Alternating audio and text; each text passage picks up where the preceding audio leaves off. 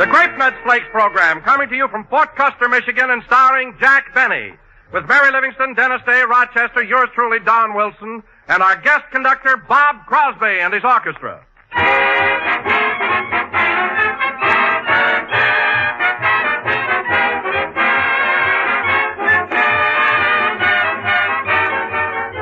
You know, I often suggest to you wives that you give your husbands delicious, nutritious Grape Nuts Flakes at breakfast. But tonight I have a new idea. My next words are for men only. Listen, fellas. Don't send the girls off to work without Grape Nut Flakes at breakfast. How are they going to hammer rivets? Are they going to drive a taxi cab or run an elevator unless their breakfast stays by them? So see that the gals get Grape Nut Flakes. For Grape Nuts Flakes are a whole grain cereal chock full of health-building food essentials. And say, just watch the girls go for that wonderful flavor. The malty rich, sweet as a nut Grape Nuts flavor in toasty brown flake form. A flavor different from any other flake cereal in America. So men, give the girls a hand. Give them a cheerful send-off of Grape Nuts Flakes every morning. And by the way, you'll go for delicious Grape Nuts Flakes yourself.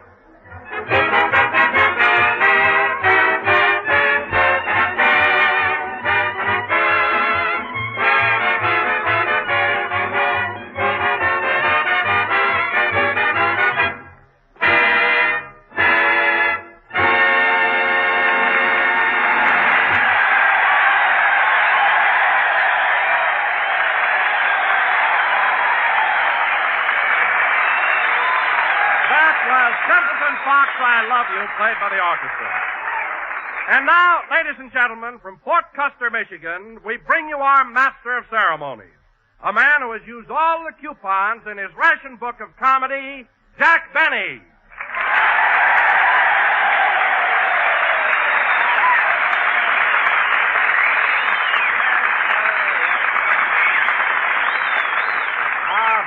That's swell, that's swell. Thank you. Hello again, this is Jack Benny talking, and Don. Yes, Jack?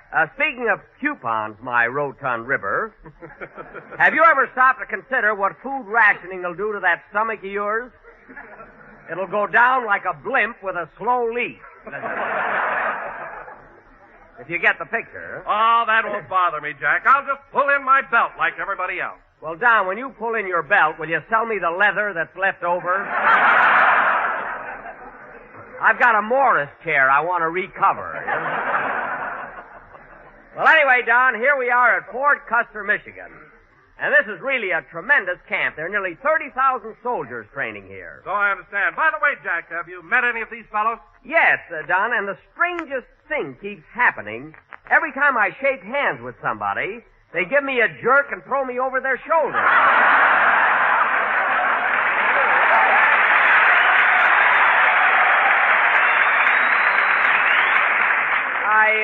I can't understand it. Well, you see, Jack, most of the boys here are training to be military police, and they've mastered the science of Judo.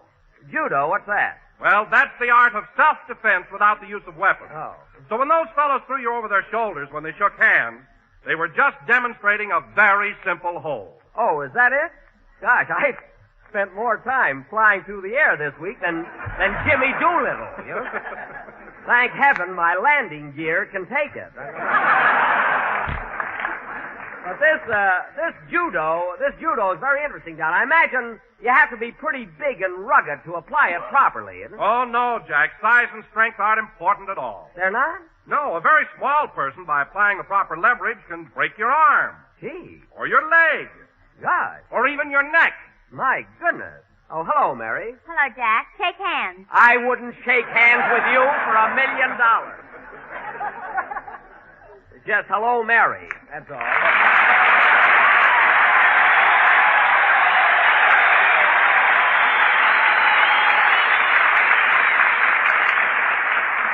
That's a fine greeting you gave me, Mary. The minute you walk into the program, you want to break my neck.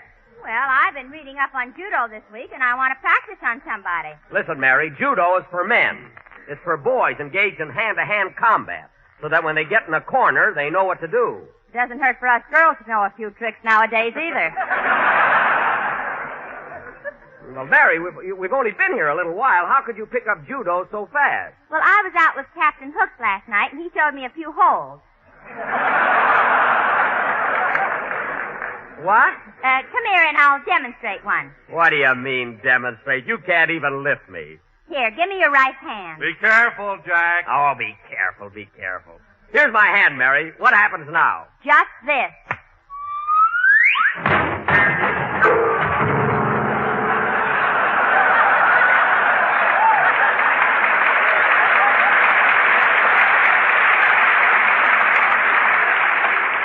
Where'd he go? Hey, Jack, where are you? I'm over here in the piano. Where do you think I am? You didn't have to be so rough. Did you see how I did that, Don? It's all a trick. Say, Mary, I think I got the knack of that. Give me your right hand, Don. What are you going to do? I'm going to work that same stunt on you. Now, give me your right hand. Here you are. Over you go.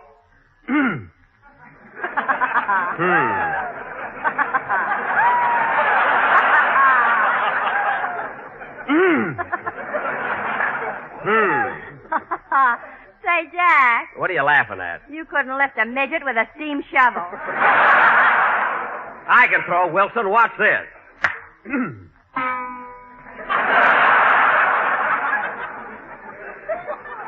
What was that? Your charm bracelet snapped off. Oh, yes. Well, the heck with it. I'll try it. I'll try a little judo on Dennis when he comes in. You know, well, here's the kid now. Oh, hello, Dennis. Fine, thanks. How are you? I said hello. Hello.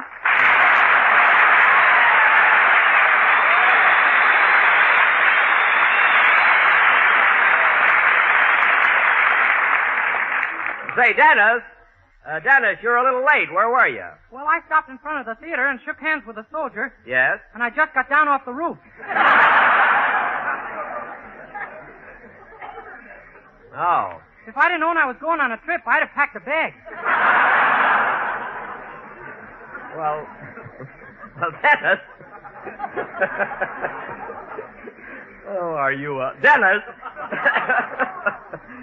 But Billy knew what I was going to say. Dennis, look at that's what they call judo, you see. All the boys here are experts at it. That's why that soldier could throw you right up to the roof. Gee, a thing like that might put an end to elevators. I doubt it. Say, Dennis, speaking of judo, I'll show you how that trick is done. It might come in handy in case you're being robbed or attacked by a thug. Or a girl gets fresh with me. Yeah. Yeah, anything like that. Come here. I'll show you this trick. Oh, Jack, let him alone. He's got his song to do now. Oh, he can sing it out of the piano, if you get what I mean. Come on, Dennis. Give me your hand. Okay.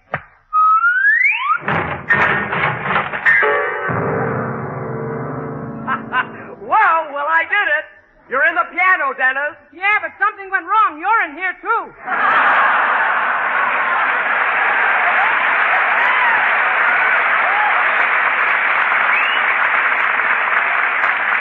Well, why didn't you let go of my hand, you little dodo?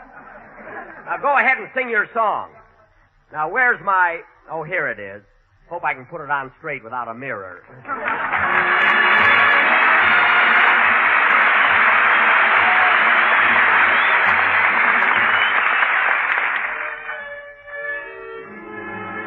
I just kissed your picture good night. And now, dear, I'll turn down the line. Your picture neath my pillow works like a charm, it seems. For you steal through my pillow into my dreams. You know we're not really apart, for we're still in each other's heart. Oh, till the dawn, my darling, I'm sure that I'll sleep high, for I just kissed your picture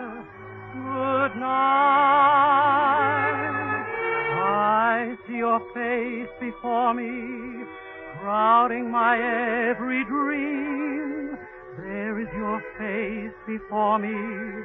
You are my only theme. It doesn't matter where you are. I can see how fair you are. I close my eyes and there you are. Always, you know, we're not really apart. For we're still in each other's heart. So till the dawn, my darling, I'm sure that I'll sleep fine. For I just kissed your picture. Good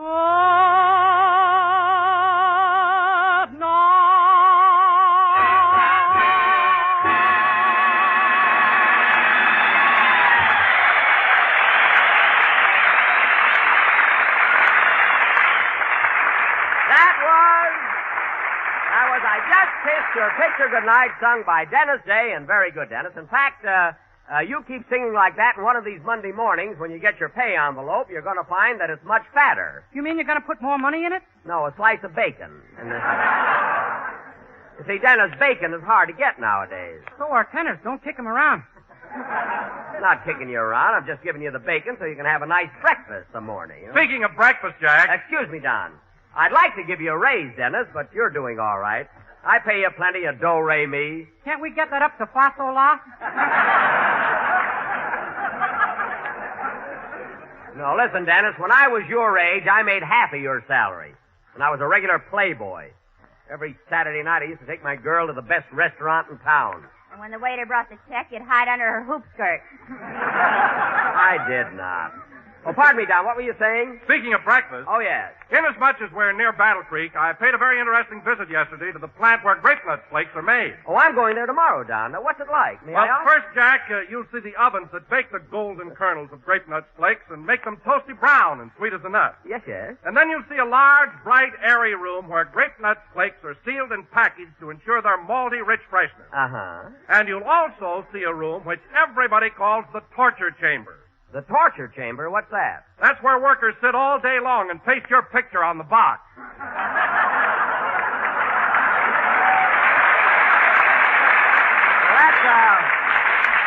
That's a pretty good gag. I'm glad I'm working for an organization with a sense of humor. Well, Bob Crosby. Hello, Bob. Hiya, Jackson.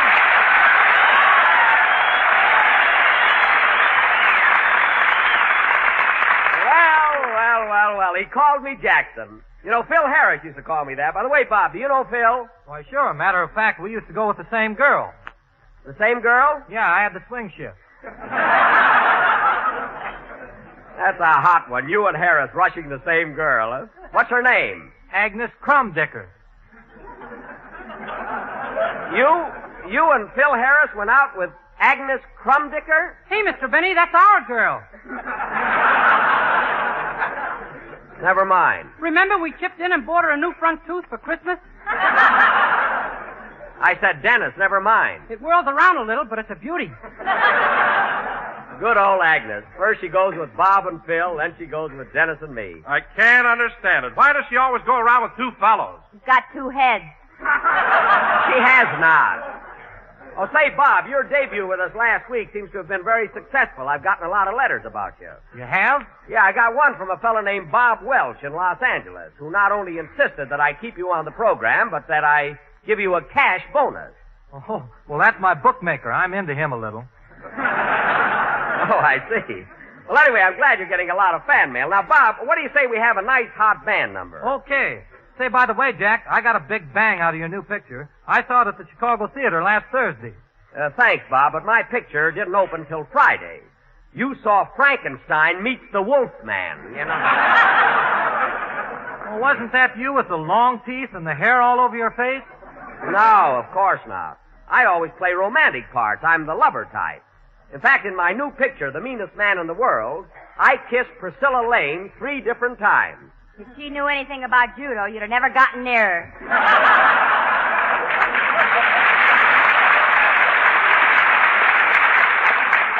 Well, she doesn't, so I had a wonderful time. Anyway, Crosby, as I was saying, let's give these boys here at Fort Custer one of those Bobcat tunes of yours. Okay. Say, by the way, Jack, what's this judo that everybody's talking about around here? Oh, it's a lot of fun, Bob. Haven't you ever tried it? No, I haven't. Well, here, give me your right hand. Oh, let me take him, Jack. No, he's my pigeon. Come on, Bob, give me your right hand. Okay.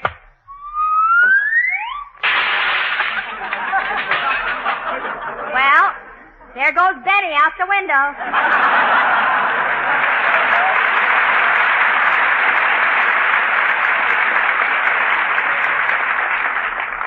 I knew it would happen. Well, what did I do wrong? Nothing. You were wonderful. Go ahead, Bob. Let's have your number. Oh, wait a minute. I'll take it. Hello? Hello, Miss Livingston. This is Rochester.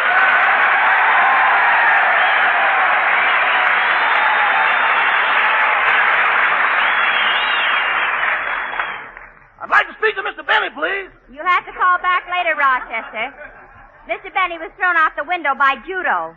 Is that the big gal he promised the fur coat to? No. Judo is the science of self-defense without weapons. Have you ever tried it? No, ma'am. I never defend myself with anything I can't shave with also. Oh, I see. Well, call back later, Rochester. Thank you. Goodbye, Miss Livingston. Goodbye. All right, Bob, let's have it. Come in. Well, that's what they call judo, Bob. Go ahead, let's have your band number. I bet he was surprised as I was when I went through that window.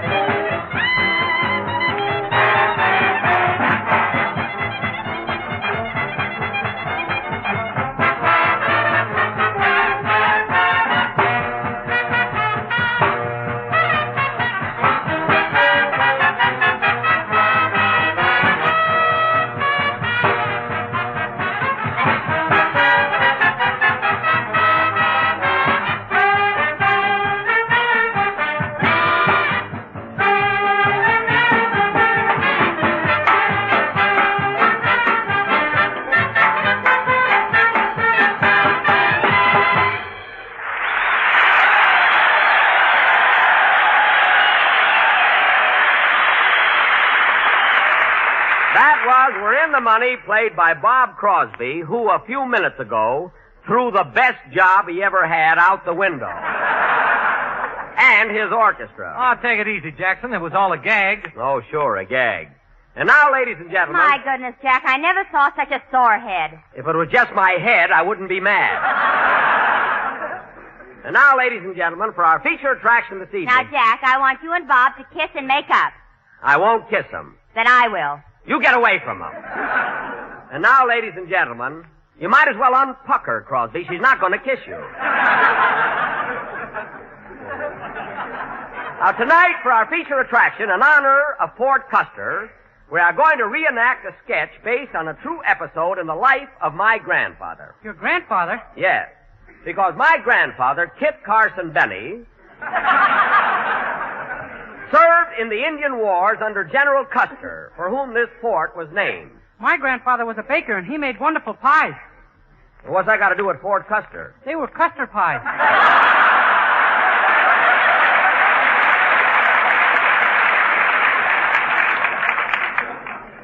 Dennis,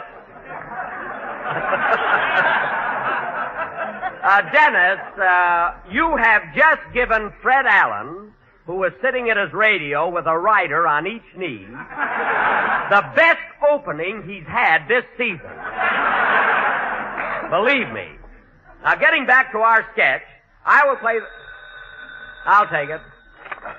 Hello? Hello, Mr. Benny. This is Rochester. Oh. I called up before, but you had gone out for a breath of fresh air, head first. I know. Now, what do you want? Well, I made a report of our canned goods to the ration board like you told me to. Good. And incidentally, Rochester, you know, the law says that anything we make ourselves doesn't have to be declared. In that case, we're safe on jam, jellies, and gin. Gin? When did we bottle any gin? Wait till you taste those pickled pig feet.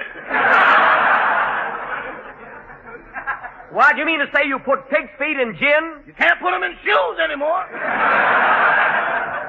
Well, this conversation's getting too silly for me. Me too. A couple more pig foot and I'm going to bed. Good night. Goodbye. Oh, say, Rochester, guess where we're going next week? St. Joe, Missouri. They love you there. That's right. Goodbye. Good old St. Joe. Now, as I was saying, I will play the part of my grandfather, Kit Carson Benny, the famous Indian scout.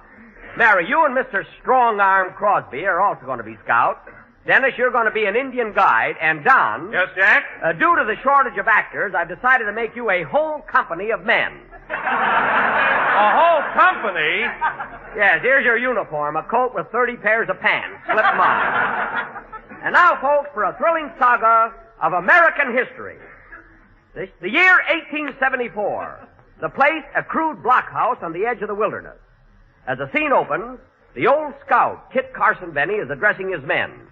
Curtain, music.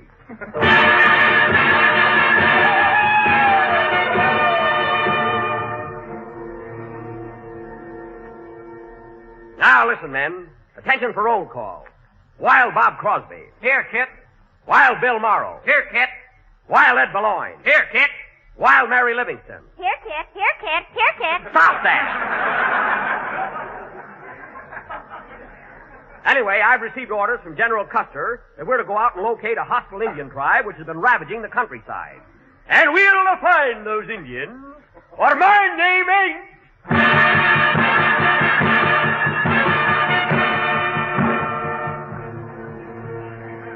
3 days later. Company! Halt!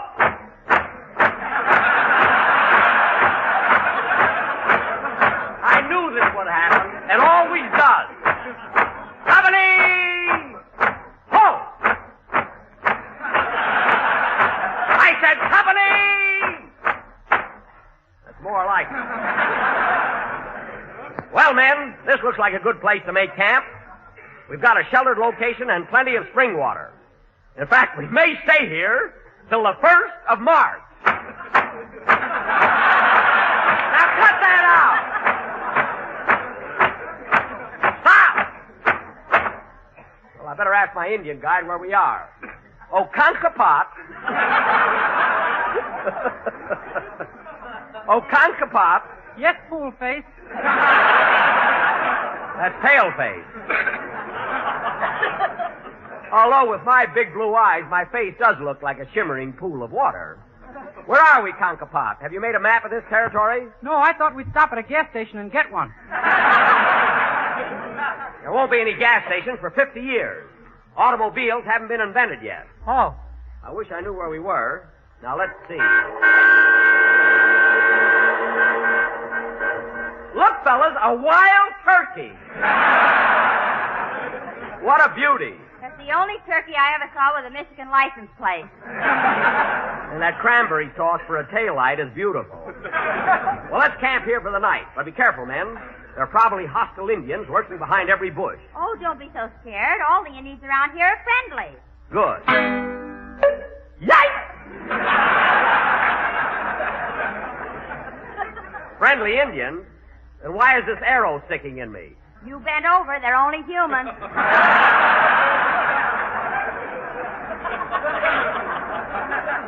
Oh, yes. Hey, Wild Bob Crosby, pull this arrow out of me. I'll leave it hang there. I'll hang my coat on. You got to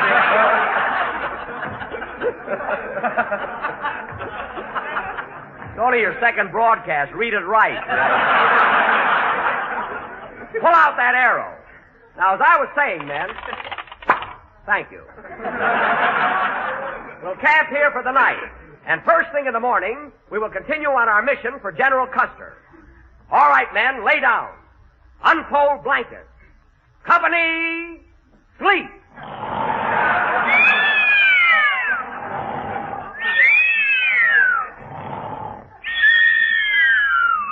4 a.m. the following morning, and our little band is sound asleep.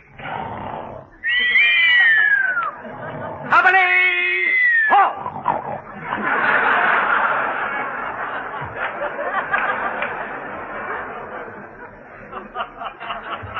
Wake up, men. Nobody speak above a whisper. I've a hunch there are hostile Indians around, and the slightest sound will warn them of our presence. Now, everybody get in line behind me. Quiet now. Quiet. Whoop. Crosby, watch your musket. Now, follow me, everybody. What's that noise? Sounds like tom-tom. Hey, Kit, here comes an Indian warrior towards us. Oh, yes. One that's been scalped.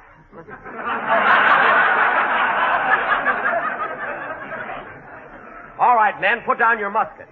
I'll talk to this guy. How? How? You been?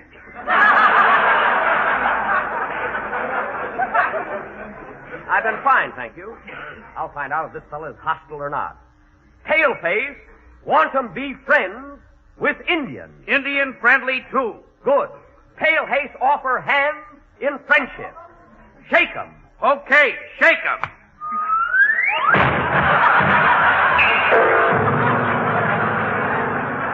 Well, here I am, back in the piano. Oh, well, play, Bob. Remember that two question? Do you eat to live or live to eat? Well, I have the answer to both sides of the question. It's Grape Nuts Flakes. Yes, sir. You eat them because you just plain downright enjoy their malty, rich, sweet as a nut flavor. And then Grape Nuts Flakes are so good for you. They're a whole grain cereal, plentiful, thrifty, and nutritious. Every bowlful of toasty brown Grape Nuts Flakes brings you that important whole grain nourishment, including proteins, iron, phosphorus, and 2 important vitamins, niacin and B1. So while you're relishing this crisp, malty-rich breakfast treat, you're also getting grand nourishment. And remember, friends, when you start using those ration books tomorrow, you won't have to give up any of those precious coupons when you buy nourishing Grape Nuts Flakes. They're not rations. So better climb on the bandwagon for better breakfast and start off tomorrow with Grape Nuts Flakes. St. Joe next week. Good night, folks. This program is presented for the Army personnel and does not constitute the endorsement of the product by the War Department.